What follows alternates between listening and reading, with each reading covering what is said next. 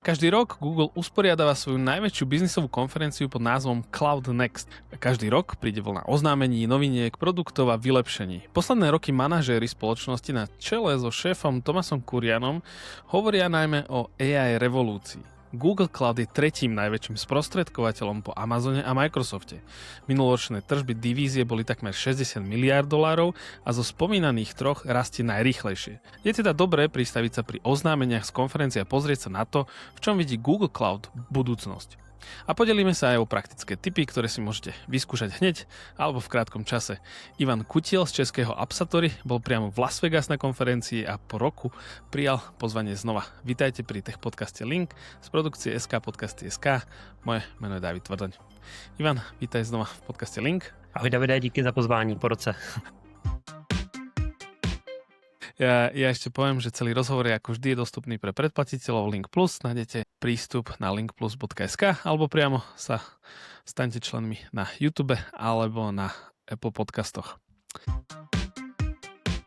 A ako som povedal v úvode, tak hosťom Linku je Ivan Kutiel, zakladateľ a technický riaditeľ Appsatory, ktorý je Google Cloud premier partnerom, inými slovami, ak príde na Google pracovné veci, tak Ivan by mal vedieť všetko, tak budeme ho kvízovať teraz v rozhovore.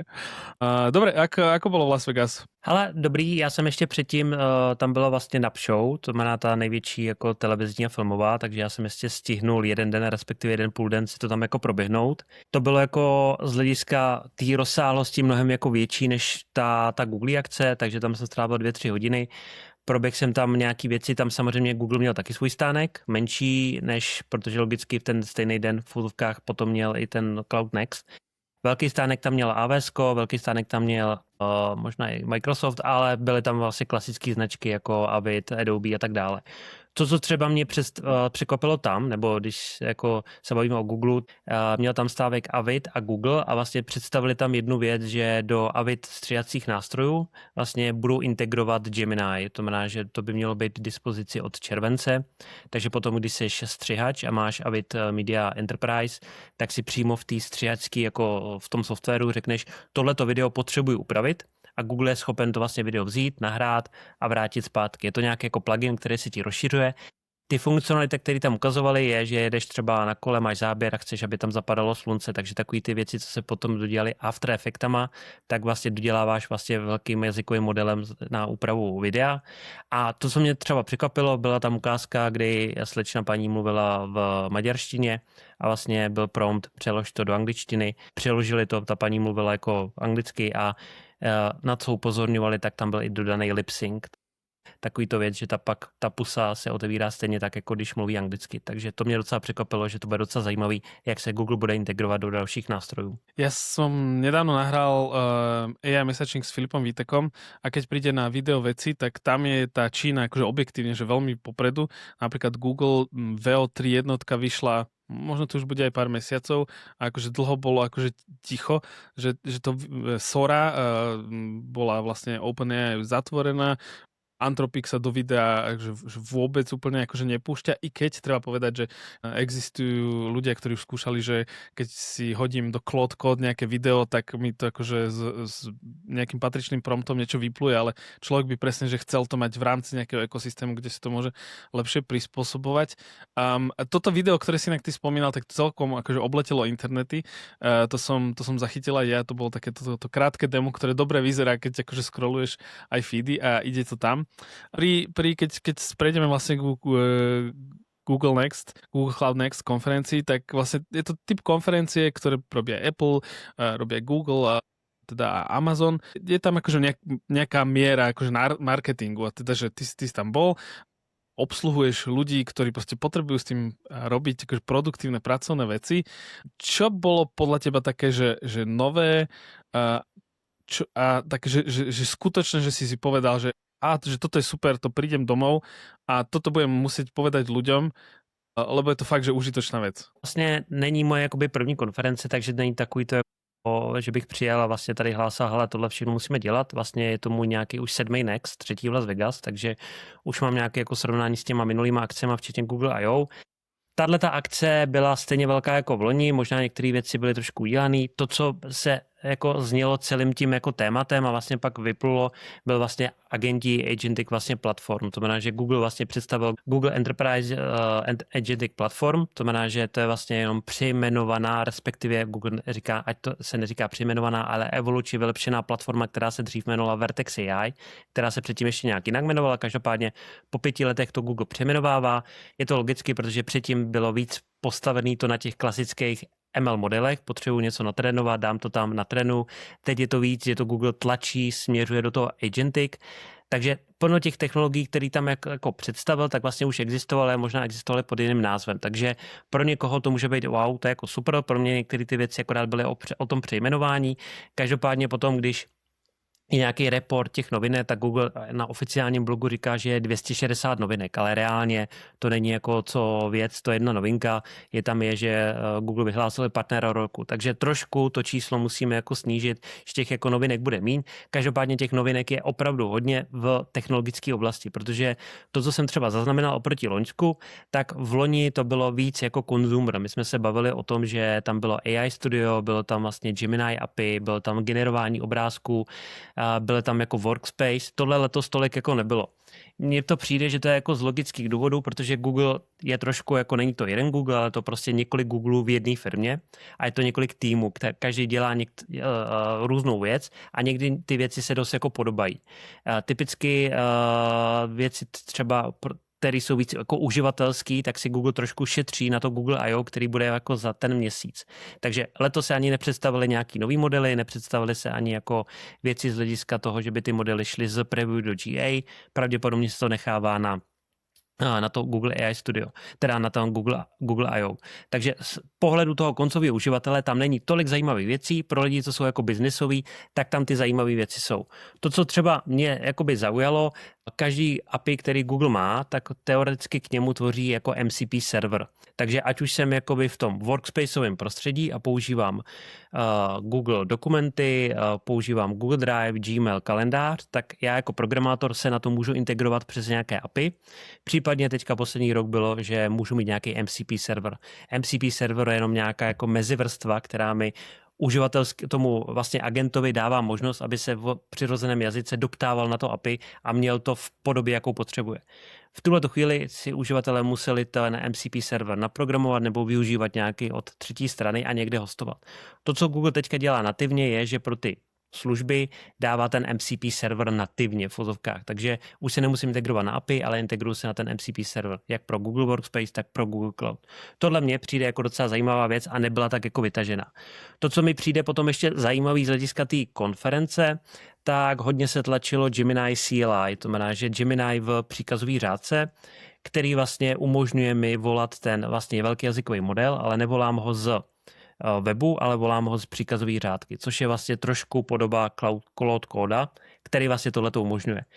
A Google tam měl několik stánků, kdy tam ukazoval ty věci a snažil se těm jako uživatelům vysvětlit, že tohle je jako ta dobrá věc, která se dá použít. Já když jsem tam letěl, tak jsem ještě třeba očekával, že tam budou nějaké věci k anti-gravity, že jsem si říkal jasně, je Gemini CLI, možná to budou porovnat a tak dále. Tam bylo téměř 0 obsahu, 0 stánků a myslím si, že to právě je, že si nechávají tu věc spíš na to Google I.O. To si dobre relatívne trafil, si myslím, to porovnanie s minulým rokom, lebo naozaj minulý rok, aj keď sme sa rozprávali v podcaste, presne pred rokom to bolo v apríli, možno to bolo o pár týždňov skôr, lebo akože dátumov to tak vychádzal ten I.O., teda ten Cloud Next, ale bol tam veľa takých tých vecí, čo zaujímajú bežných ľudí. Teraz pre mňa je takým tým meritkom, že keď výjdu takéto, alebo sú takéto konferencie, že či tie technologické spravodajské weby, ktoré sa pozerajú na tých spotrebiteľov, nie na developerov, že či to pokrývajú a čo o tom píšu. A tuto to skoro nikto z tých akože klasických portálov vôbec nepokryl, že oni to akože odignorovali. Treba povedať, že v tej akože technologickej mediálnej alebo celkovo akože opcii je také, že keď začneš hovoriť o agentickom AI, tak ľudia už prestávajú počúvať, lebo akože agentické AI počúvaš akože celé mesiace tento rok, každý o tom hovorí. Zaujímavé pre mňa bolo, že je tam ako sa rozprávame o takých tých, že otvárajúcich sa nožniciach, že ľudia prestávajú rozumieť tomu, že čo sa deje a ako to používať, tak AI chatboty to ešte akože aj bežný človek chápal, však ChatGPT má pomerne veľké využívanie a keď sa rozprávame už nejakej, ako Google to nazýva, že vstúpili sme do agentickej éry AI, teda keď tí AI agenti robia niečo za mňa, tak minule pod jedným podcastovým videom bola otázka od poslucháča, že no dobre, však rozprávate o tom aj v tomto podcaste, o tom agentickom AI, ale že ja ako bežný človek to viem ako využiť. Tak akože hodím túto ľahkú otázku na teba. Mně přijde, že některé ty technologie, které jsou, tak vlastně už jsou tak jako zažitý, že ty lidi už jako potom koukají na to, co je jakoby do budoucna a koukají na ty jakoby novinky. To znamená, že kdybych měl zmínit jako to, co reálně uživatel může použít a vlastně je tam už vlastně delší dobu a je to vlastně to agentní chování, tak je to určitě Deep Research. A teď je to jakoby věc, která je nová, není nová. Google třeba na tomhletom Nextu oznámil Deep Research v nějaký jako za prvý pokročilejší verzi, za druhý umožňuje přistupovat i přes API. To znamená, já jsem programátor a chci si naprogramovat, abych si mohl volat agenta Deep Research, který mi automaticky něco prohledává. Což je jako ta programatorská část, ale pokud já jsem uživatel, běžný uživatel a chci říct, kde mi teda ten agent nebo AI ušetří čas, tak je to ten Deep Research, protože já můžu jít a nejen do Google, můžu jít do jiných nástrojů a vlastně můžu si říct, co potřebuju vyhledat na internetu. A klasický model dělá to, že vlastně buď se zeptá toho modelu, případně volá nějaký nástroj na vyhledávání na Google a vrátí mi to. Takže tu odpověď mám prostě během 2, 5, 10 sekund.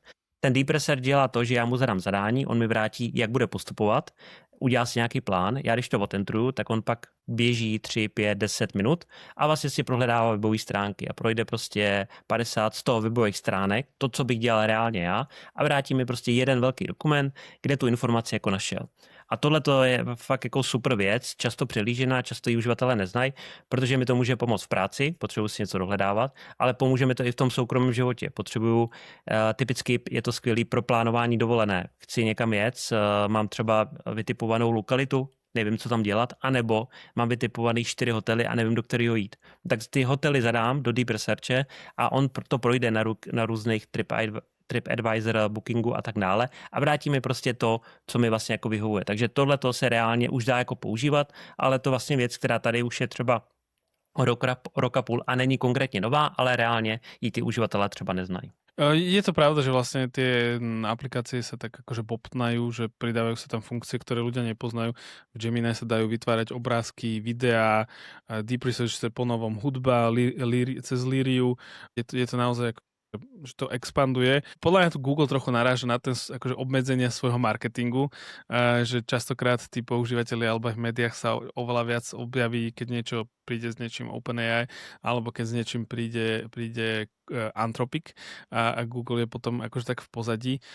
Keď ešte vlastne zostaneme na tom pri tých akože agentoch, dobre, že Deep Research je jedna vec, a keď vlastne budú predstavené tie alebo teda predstavili tie MCP do všetkých svojich v podstate akože software balíkov. A nebude to znamenať, že už aj ten bežný človek si môže proste akože postaviť takého akože kancelářského agenta? Alebo od toho sme akože ešte ďaleko? Určitě a existuje několik cest. Tou jednou z cest, kterou Google tlačí, vlastně je to ta hlavní, je ten Gemini Enterprise, což vlastně v loni, kdy jsme se bavili touhletou dobou, tak v té době to byl Google Agent Space, který vlastně umožňoval ti tohleto jako stavět. V té době to bylo vlastně jako private, plno klientů to chtělo, ale prostě reálně se to nedalo používat. Potom vlastně to Google otevíral během roku a v září to oficiálně přejmenoval na Gemini Enterprise. A říká, tohle je Gemini pro enterprise použití. Můžu naintegrovat z různých stran a tam si toho agenta můžu naklikat. To znamená, je tam nějaký agent designer, to znamená nějaké jednoduché uživatelské rozhraní, ve kterém já si vlastně můžu říct, co by jsem chtěl, aby mi to jako dělalo. Ale k tomuhle samozřejmě potřebuju to firemní prostředí, potřebuju si to jako nakonfigurovat a není to tolik jako přívětivý pro ty koncový uživatele, protože když teďka si to nějaký posluchač řekne, tak já bych to chtěl použít, tak předtím musí udělat nějaký setup. Není to, že bych šel na nějakou stránku a tam to jako použil jednoduše. Proto vlastně existují jiné cesty, samozřejmě Google Workspace, tam když to jakoby mám, tak si tam můžu udělat nějaký jednoduchý flow. Tam už bych neřekl, že to je vyloženě agent, ale prostě si můžu něco zautomatizovat a už i to Gemini tam teoreticky přijde mi mail, tak se mi může pustit nějaká sada věcí, něco jako že jednoduchý make a vlastně může se to zeptat na nějaký Gemini, může se to zeptat na moje někde data a může mi to ten mail předpřipravit anebo odeslat. Takže teoreticky to může za mě, když třeba odpovídám často na nějaký dotazy, tak mi to v tomhle to může pomoct a já nemusím nic jako programovat a je to tam jako připravený.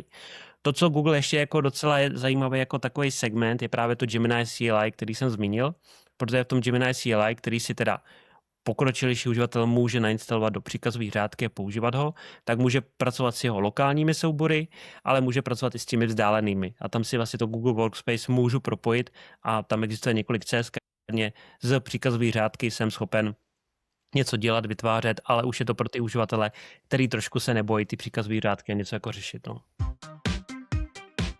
Keď ťa počúvam, tak ja sa stále dostávam do rovnakej vývrtky trochu, ako minulý rok, keď sme sa rozprávali, presne, že bol Vertex, bolo AI Studio, akurát myslím, že pred našim nahrávaním, možno týždeň, dva, Google predstavil ešte niečo na výrobu apiek a teraz keď ťa počúvam, že keď nás počúva, že niekto, kto má prístup, lebo ako keby potrebuješ mať prístup do toho Google Workspace, že oddelme to teraz akože úplne zvlášť, že sú všetky tieto veci, ktoré sa rozprávame, treba povedať, že tie agentické AI nástroje Google, takže že bežných ľudí a bežné používanie, teda nie je to B2B povedzme, vyvíja pod Google Labs, sú to proste také tie nástroje ako Opal, CC a tak ďalej, ktoré proste akože testujú a sú to veľmi, ako keby som povedal, že jasná vec, že napríklad, že CC ti robí, že sumarizáciu mailov, správ, e-mailov, Opal, tam si vieš to, čo si povedal, ty vyskladať ako bežný človek, že nejaký akože agentický workflow, teda treba tam nejako, že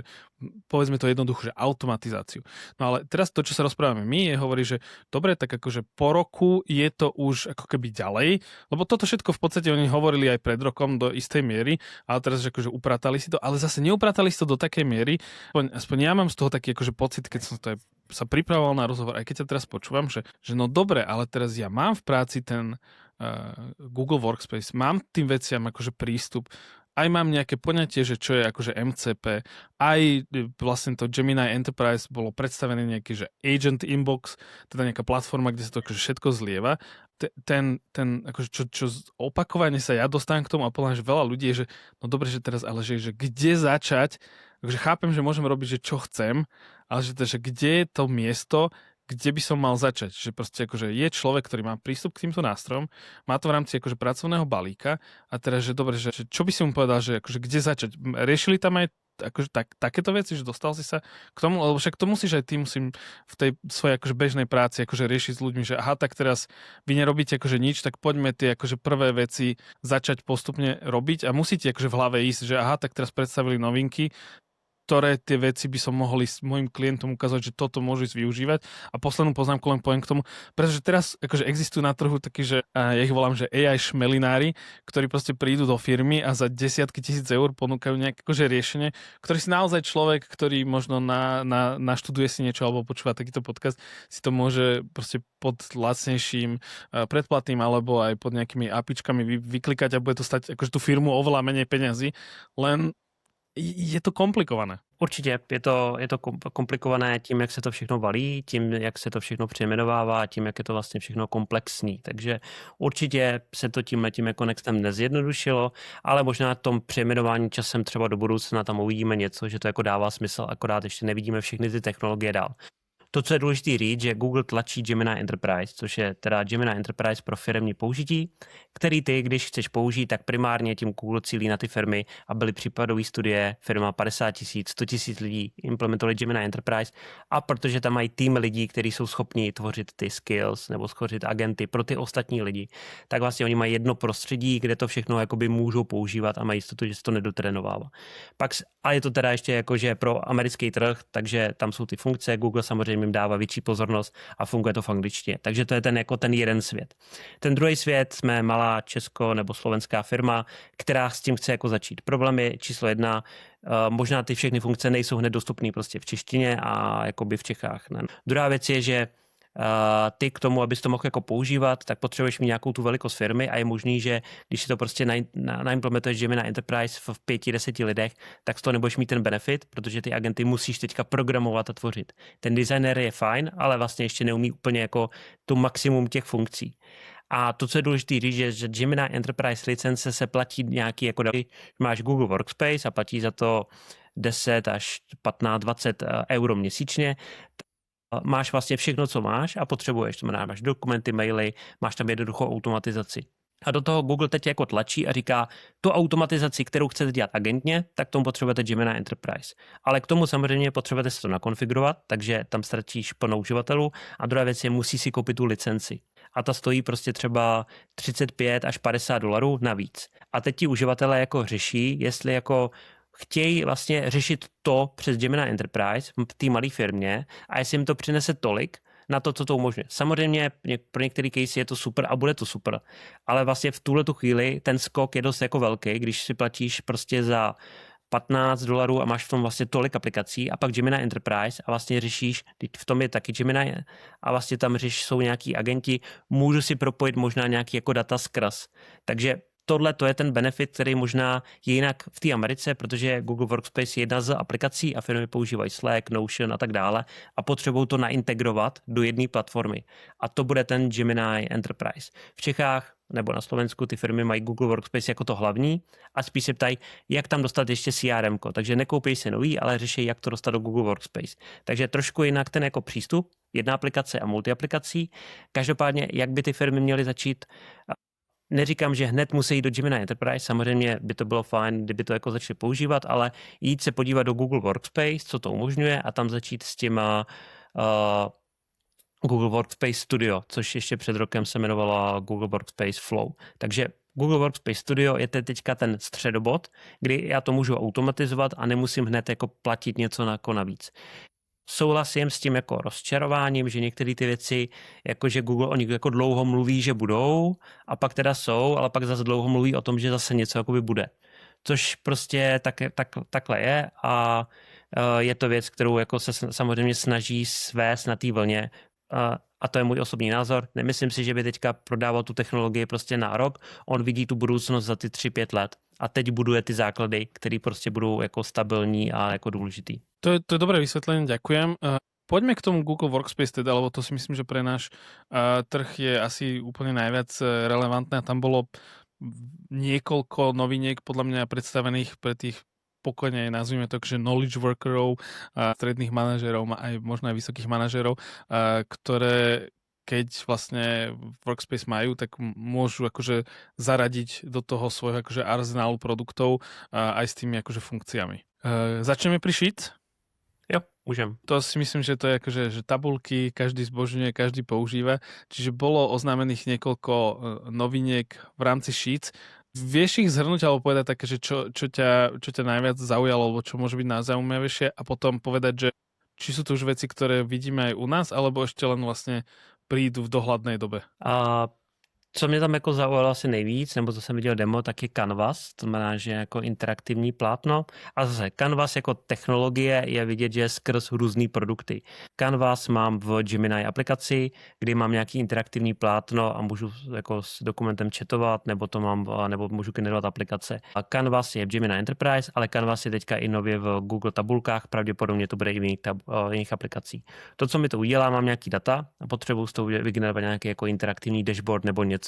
No a místo toho, abych jako budoval si ty jednotlivé grafy, tak si můžu vlastně kliknout tady na ten Canvas a Google mi připraví nějaký uživatelský rozhraní, kde to všechno je to propojené na ty tabulky, takže jako je to nějaký další pohled na data, jak vlastně můžu pracovat s tabulkama, aniž bych musel třeba používat Data Studio, který se třeba dřív ještě jmenoval Looker. Dobre, takže ja som tu našiel demo, tí, ktorí nás vidia, alebo teda pozerajú na video, tak vidia, že vlastne ten Canvas je pri tom chatbote a tam se to dá vlastně zvolit však. Jo, je to vlastně vlevo dole, kliknu na to a otevře se mi panel vpravo. Ten dotaz je si to dostupný i v Čechách, já jsem teďka si otevřel v nějaký svojí tabulce a tam to jakoby vidím, takže by to mělo fungovat, takže je to dostupný i u nás. Super, takže toto je jedna z tých funkcií, ktoré sa dajú už používať. A čo ďalej ešte v tých... Teda takto, že asi by som to neprešiel úplne tak, že akože je to Canvas. Je tam tých využití viacej, ja keď som si k tomu akože čítal, tak neviem, či sám Google, alebo vlastne také akože obec komentátorská, ktorá to sleduje, tak hovorila, že však toto vie byť konkurenciou pre firmu, ktorá používa že Notion, Asanu alebo Miro, tak vlastne to Sheets to do nejakej miery bude vedieť urobiť. A to teda musím povedať, že to je celkom akože silné vyhlásenie, takže či s tým súhlasíš, alebo je to ešte vlastne také len, že basic a možno sa to tam raz dostane, ale teraz by si ešte nevyhadzoval tieto nástroje von oknom. Asi bych to ještě nevyhazoval, asi bych neničil všechny jako dashboardy, spíše to jako, když už budu dělat něco nového, tak nad tím můžu uvažovat. A vidět, že prostě do těch nástrojů se nativně tyhle ty funkce budou dostávat, což trošku bude zabíjet ty jako third parties, to znamená, že někdo, kdo tvořil jenom čistě tady tu část, tak teďka bohužel přijde jako část biznesu, ale prostě je to jako zajímavý, že to vlastně mám v rámci té licence, takže to můžu k ničemu jako používat, no. Vlastne celé tie veci, ktoré Google teraz akože oznamoval, tak oni to nazvali pod takým, by som povedal, že názvom, že Workspace Intelligence. To je v podstate, že každý nástroj dostane niečo. Ja musím povedať, že mňa relatívne zaujalo v Google Chate. Oni spravili takú vec, že keď vám vlastne ako firma používame Google Chat, čo by som naozaj chcel počuť od teba, že či to reálne firmy používajú, akože v nejakých akože väčších skupinkách, lebo mám pocit, že všetci buď bežia na Slacku, Teams alebo niečom inom a ten chat je taký oni ho vyvíjajú, ale je tak akože prehliadaný. Ja ho používam na jednom projekte, v ktorom akože pracujem a som s tým akože relatívne OK, ako funguje, ale teda nie je to, nemá to, nepočúvam ľudí, že by proste vôbec spomínali, že akože používajú Google Chat v rámci akože firemného akože enterprise používania a v tom chate bolo zaujímavé, že keď mám akože s viacerými kolegami o niečom hovorím, tak to Gemini tam vie vytvoriť ako keby takú vrstvu nad tým, oni to tuším nazývali akože command center, čiže nejaká akože spojený chat, kde len ja s tým chatbotom riešim akože prehľad tých ostatných správ, ktoré mi prichádzajú, aby som mal v jednej ako keby v jednej konverzácii. No trošku to je ten zmíněný inbox, jo? Protože to možná směřuje k tomu, že prostě bude nějaký jeden inbox pro tu interakci. Už hezky je to vidět v Anti-Gravity, když odskočím, když jako programuješ, tak vlastně můžeš mít spuštěných víc jako agentů zároveň a když ten agent doběhne, tak v tom jednom inboxu vidí, že to doběhlo. A vidět, že ten koncept Google dává do jiných nástrojů. Gemini Enterprise, co si zmiňoval, bude tak inbox, že prostě budu vidět v jednom místě, jak vlastně ty agenti vlastně jako odpověděli a tohle to teoreticky by mohlo být to jedno z míst, kam vlastně já můžu jít do toho jednoho chatu a když prostě uvidím nějaký úkol nebo něco, tak vlastně se můžu. Takže je to nějaká jako konsolidace, abych vlastně nemusel chodit do těch jednotlivých jako místností a měl to v rámci jednoho prostředí. Co se týká té otázky, jestli firmy používají Google Chat, určitě jo. Naši zákazníci třeba jsem viděl velký odliv třeba ze Slacku poslední 2 roky nebo 2 roky zpátky, kdy to jako začalo ta vlna a byl to hlavně úspory. Už ten Google Chat umožňuje tolik věcí, že vlastně ten Slack není jako potřeba. Zároveň v plno firmách ten Slack pořád jako funguje, protože to je prostě nějaký jako jejich standard. Ty firmy ani nepoužívají tolik mail, ale jsou závislí na tom Slacku, takže už si to ani jako bez toho neumí představit, ale plno firm používá Google Chat a těm to může jako tohleto jako být, jakoby, může to být fajn. Jediný, čeho zase je vždycky taková ta jako to, kdy tohleto bude dostupný u nás a kdy to bude dostupný v češtině, což jsme viděli v loni. Plno těch novinek je jako super, ale pak to trošku dlouho trvá. Typicky já jsem se tam třeba na jednom stánku bavil s člověkem, který je zodpovědný za překlady nebo záznamy z schůzek na Google Meetu. A říká, hele, prostě jako nevím, nemůžu na to odpovědět. Jako trefil jste na úplně správného člověka, který by vám k tomu mohl říct nejvíc. Vlastně jste úplně trefil z 30 000 toho správného, který k tomu má jako maximum, ale já vám to stejně nemůžu říct. A já mu říkám, no ale tak je to jako limity a tak dále. Nemůžu, prostě si viděl, že se jako kroutil, takže prostě nedokázal ani jako naznačit, jestli to bude měsíc, týden. A vlastně v loni touhletou dobou my jsme jako klientům říkali, že to bude jako co nevidět. Říkal, že se jako pouštěli jako větší jazyky. To, co zmiňoval, je, že jako je to důležité, aby to bylo správný a přesný, což jako chápu, ale prostě jako k tomu nemám odpověď. Tak Potom je otázka, kdy ty věci budou jako k dispozici. Každopádně ještě si zmiňoval Google Workspace Intelligence. Tam je zajímavý, že když jsem vlastně koncový uživatel, tak mám něco, čemu Google říká Personal Intelligence, kdy je schopen propojit všechny ty služby a když se na něco ptám, tak on ví, že jsem něco měl v chatu a něco v mailu a může to využít jako nějaký malý kontext k tomu, aby mi jako vrátil tu odpověď. A tohle trošku ten Workspace Intelligence jako dodá asi, alebo je to ten pracovní, že prostě bude vědět nebo znát kontext mých chování a když něco s ním budu řešit, tak mu nebudu muset vlastně všechno dovysvětlovávat a on si to jako najde. Takže tohle to mi taky jako přijde zajímavý, až to tam jako bude a zase otázka, kdy to bude u nás a nebo v našich jazycích. No. Veľká vec bola, že skills. To vlastně jako je pro mě jako otazníkem. Ešte vec, čo ma zaujala, bolo Google Vids. A teraz, že mám veľa pocitov ohľadom Google Vids. Já možná ještě k tomu teda TPU, jenom TPU, že ho oznámili v 8. verzi a oznámili tentokrát 2 čipy, jeden na trénování, jeden na inference. Možná 2 věci, jedna věc, co se dá použít a jedna, co se bude dát použít.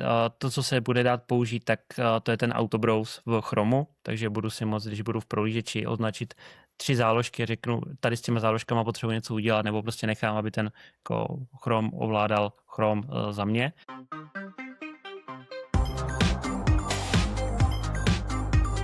Vďaka za počúvanie technologického podcastu Link. Toto nie je ešte koniec rozhovoru a rovnako dlhá druhá polovica je dostupná len pre predplatiteľov predplatného Link Plus. Predplatiť si ho viete na linkplus.sk a okrem prístupu k plnému obsahu a podpore vzniku tohto podcastu dostanete obsah bez reklám, Link newsletter aj prístup k exkluzívnym minisériám. Choďte na linkplus.sk a predplatte si Link Plus ešte dnes. Vďaka. Moje meno je Dávid Tvrdoň a počujeme sa v sobotu pri spravodajskom vydaní.